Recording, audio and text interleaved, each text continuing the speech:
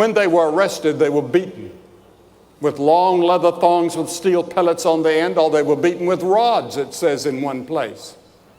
And they were black and blue and bleeding, and they were thrown into the inner prison, which meant that their neck was tied with an iron necklace.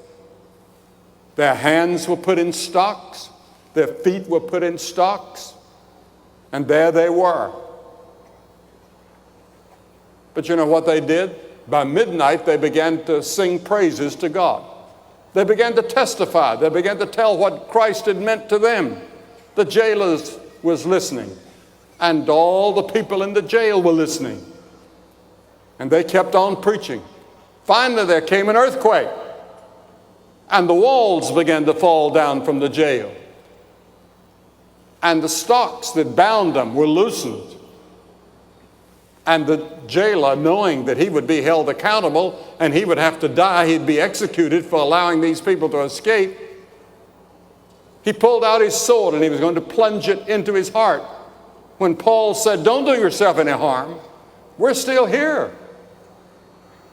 And the jailer, seeing Paul and Silas standing there, fell down before them in humility in the dust of the jail. And he asked this question.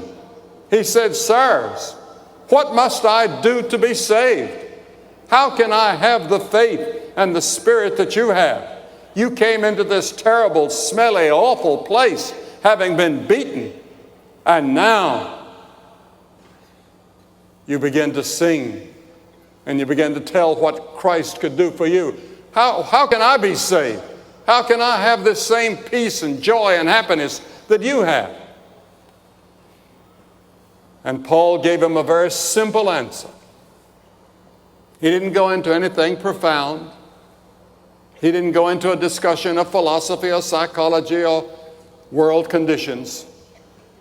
He said, "Believe on the Lord Jesus Christ, and thou shalt be saved and thy house." Believe on the Lord Jesus Christ, and thou shalt be saved.